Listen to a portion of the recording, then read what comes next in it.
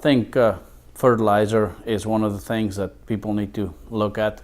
I think everyone over fertilizes way more than they think. We've seen cutting of fertilizer rates, not seeing a reduction in yields. You know, less tillage equals more infiltration. You know, you're building soil aggregates. We're seeing that on our own fields.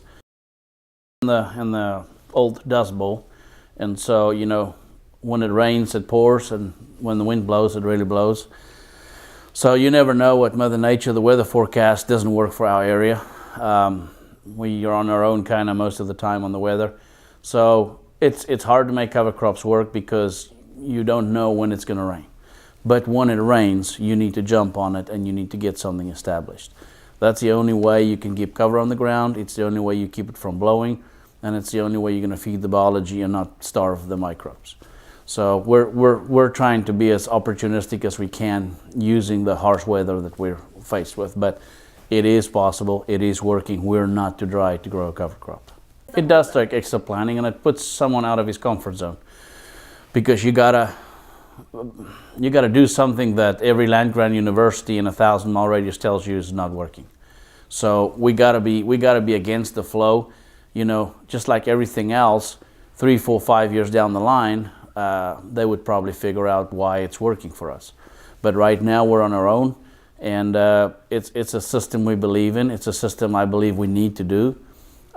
Change, I think, is inevitable, and it's coming. We're using less water, we're using less fertilizer, and we're raising good yields. So why would the guy not jump on something that's going to make him money and save him money? I think yield is good. I think yield's important. Obviously you don't want to make a loss, but I don't think everything should be yield driven. We try and focus more on balancing the ratios, trying to get everything in a balance, get the bricks up, get the sugar content up, which means the protein's going to go up.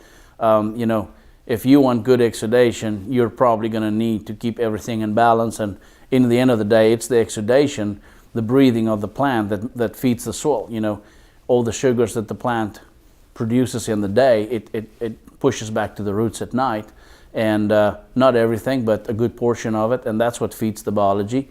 And in the end of the day, the quicker you can get the biology to grow, the quicker the biology will feed the plant. The multi-species is I think, is the future. Just like humans, animals like to eat several things. They don't like to eat just one thing. And when you put them in a multi-species environment, you can see that, because, you know, 2 different sheep will go into a new paddock, and none of them will eat the same thing. The one will eat radish first, the one will eat barley first, and so they all know what their body needs, and it's the same way. And when you give them that option, they're going to eat what they need. They're going to eat what's healthy. When they only have that grass to eat, you know, that's when you start having mineral problems. You start having all kind of gut problems, because they're trying to digest something that is hard to digest sometimes at the same time of the year. I think sometimes the lab guys get carried away in numbers and they can't explain things. We're on the other side of the aisle where we see things happening, but we can't explain it.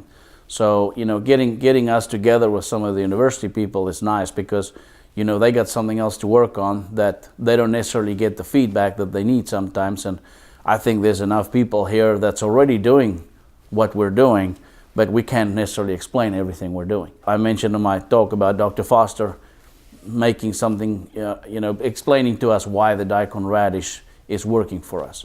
And that we didn't know that 4 years ago, but we believed in it because we saw what it was doing for our wheat. Well, he explained to us why it's doing it. So it's nice when you can connect the 2 sides of the aisle and figuring something out.